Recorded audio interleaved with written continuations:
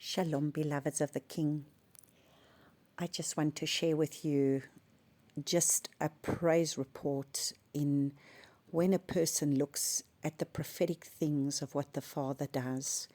It just blows you away, because that's when you see how Abba, in his grace and in his mercy and in what he does, he brings everything together, because that's how the prophetic works. So if we take today being the last great day of the feast, as we are in the last day of the feast, counting down to the end of this feast, this was the day when Yeshua was sitting at the Pula Salom in Jerusalem. And I want to read from John chapter 7, and I'm going to read a little bit from before, where he says, Therefore Yeshua said to them, John chapter 7 verses 33, Therefore Yeshua said to them, Yet a little while I am with you, then I go to him who sent me. You shall seek me, and you shall not find me. Where I am, you are unable to come. The Yehudim therefore said to themselves, Where is he about to go, that we shall not find him? Is he about to go to the dispersion among the Greeks and to teach the Greeks? Now that is amazing, because there must have been a prophetic utterance that was there about the fact that if Messiah was going to come, or if there was going to be a man that was going to come, that he was going to eventually teach the nations of the world. So yeah, already we see that they were speaking and saying, is he going to go amongst the dispersion? And Yeshua has come amongst us in the dispersion, and he is speaking amongst his people that are in the dispersion, and he's teaching us his teachings. And his teachings is coming back to, if you look at John chapter 7, verses 19, it says, Did not Moshe give you the Torah? Yet not one of you does the Torah. Why do you seek to kill me? So you see, these were the Pharisees, and yet they were supposed to be keeping Torah, yet he's saying, not one of you keep the Torah. So what did he mean by that? Was their Torah just on outward manifestations, or was it really the manifestation of their heart? Was their heart really a heart that was filled with a love for Abba Yahuwah, and that was willing to want to follow him in obedience? And when we have the love of Abba Yahuwah in our hearts, we do not follow him because of the letter of the law, but we follow him because of the spirit of the law. It's manifested in the spirit. So there can be many people that would keep Torah, but yet at the end of the day, their hearts can still be wicked. It's not a heart that is truly following Abba Yahuwah. And this is what you see with a lot of religious people, especially with the Jews, a lot of them. I'm not going to put them all in the category, because I have genuinely met beautiful, beautiful children of the Father in the land of Eretz Israel that are Orthodox Jews, that have an absolute love and reverence for the Father. But then I have also seen many religious ones that would be enough to want to kill somebody, because I've seen how vicious and violent they have been. And this is, I suppose, what Yeshua was speaking. He's saying, yet not one of you does the Torah. Why do you seek to kill me? Because you see, to kill him they wanted to kill him. Now, if they keep the Torah, they wouldn't want to kill him. And so at the end of the day, we need to see. Yeshua speaks and he says, the wickedness in your heart is you keeping the Torah, but there's still wickedness in your heart.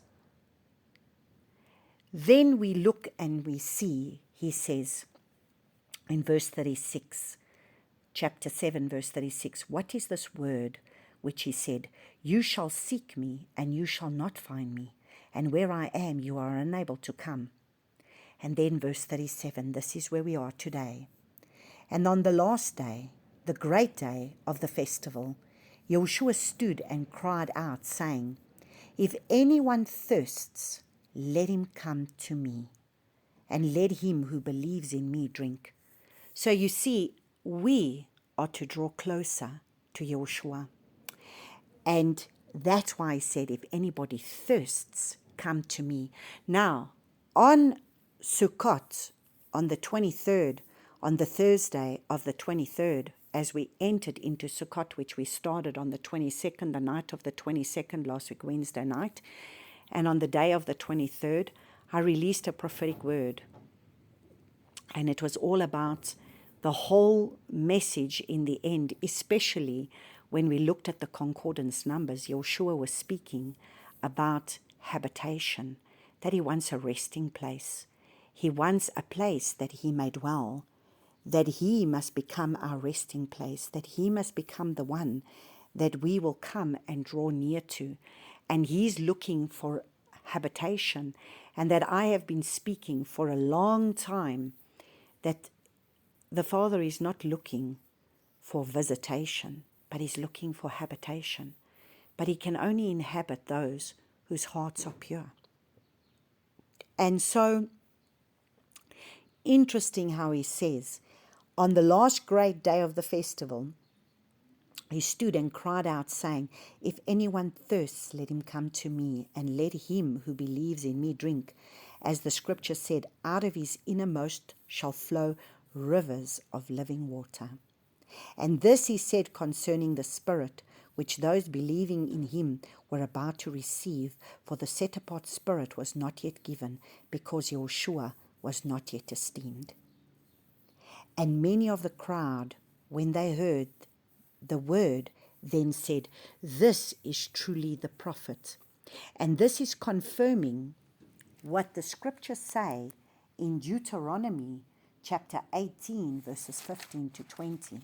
So if we look in Deuteronomy chapter 18, it was already spoken about the prophet that was going to come, that there would be a prophet that would come, and that he, and in verses 15 it says, and Yahuwah your Elohah shall arise up for you a prophet like me from your midst, from your brothers. Listen to him. According to all you ask of Yahuwah your Elohah in Horeb in the day of the assembly, saying, let me not hear again the voice of Yahuwah my Lord. Let me see this great fire. Let me see this great fire any more, lest I die. And Yahuwah said to me, what they have spoken is good. I shall raise up for them a prophet like you out of the midst of their brothers. I shall put my words in his mouth, and he shall speak to them all that I commanded him. And it shall be that the man who does not listen to my words which he speaks, in my name I require it of him. But the prophet who presumes to speak a word in my name, which I have not commanded him to speak, or who speaks in the name of other mighty ones, even that prophet shall die. So Father Yah is very clearly speaking about a prophet that is going to come. And this prophet is going to speak his words. And this prophet is the one who's standing, Yahushua himself, saying, on this last great day of this festival, when he was saying, if anyone thirsts, let him come to me, and let him who believes in me drink. Because he has the rivers of living water that is going to be able to flow. And he says, and as the scripture says, his innermost shall flow, from his innermost shall flow rivers of living water. And isn't it interesting?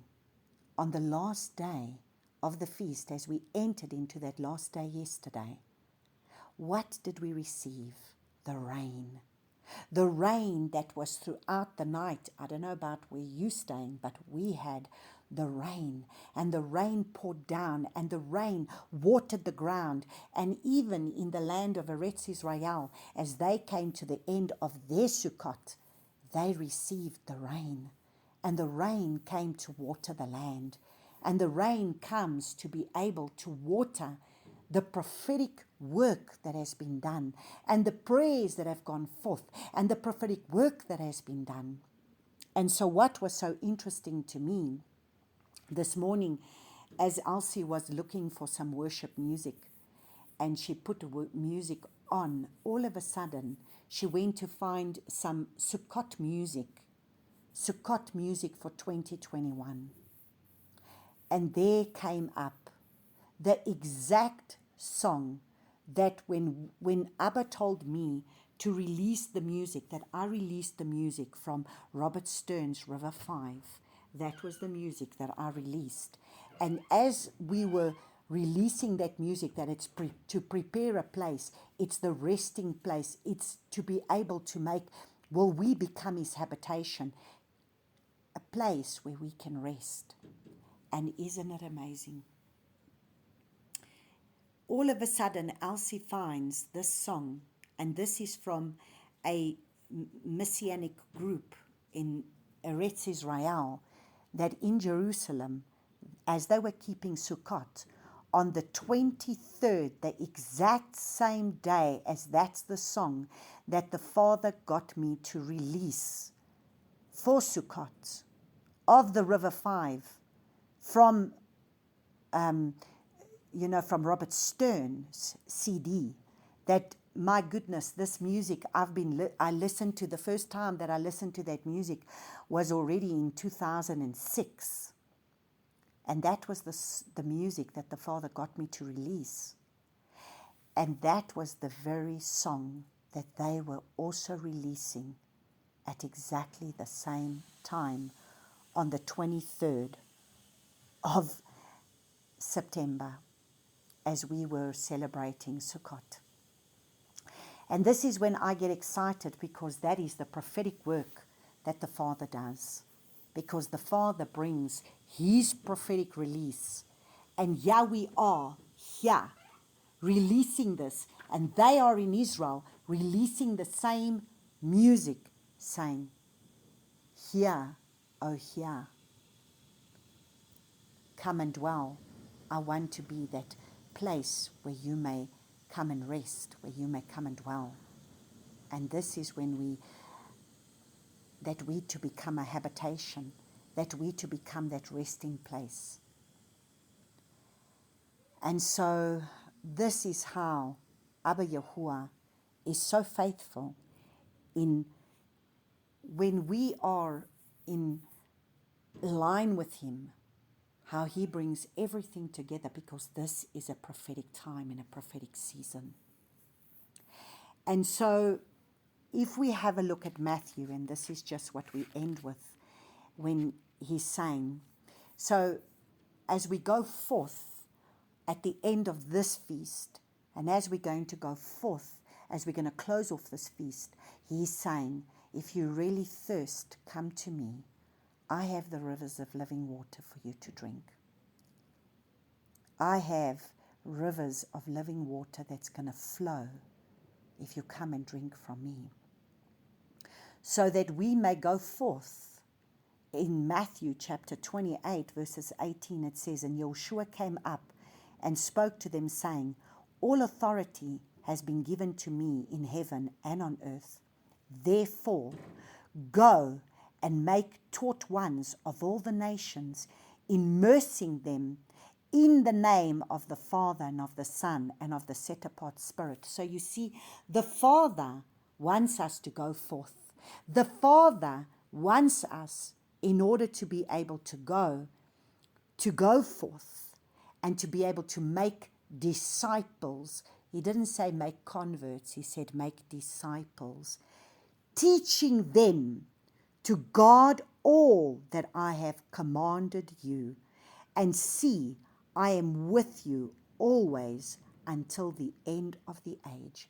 For us to know that no matter what, Yeshua is with us.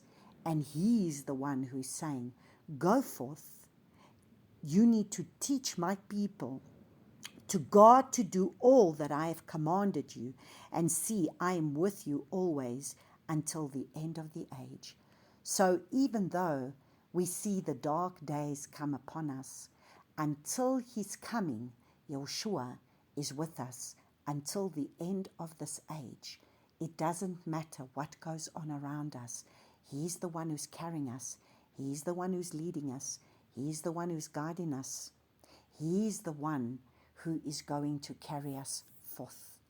So may Abba bless you all as we close off this feast in this day, knowing that now we go forth. We have produced the fruits because this is what the Sukkot was about. Abba wanted to see our fruit, and Abba wanted to come into our sukkah, into our sukkah of our bodies, and that we may be able to become that dwelling place, and that he could eat of the fruit of our lives. And so that we can take that fruit that he has established in us, and that we may be able to now go and give this fruit to others in order for them to be able to eat from that which we have received from drawing close to him. So may Abba bless you all as we end off this feast, and as we now go again, sent out in preparation again for the next feast that is going to start next year.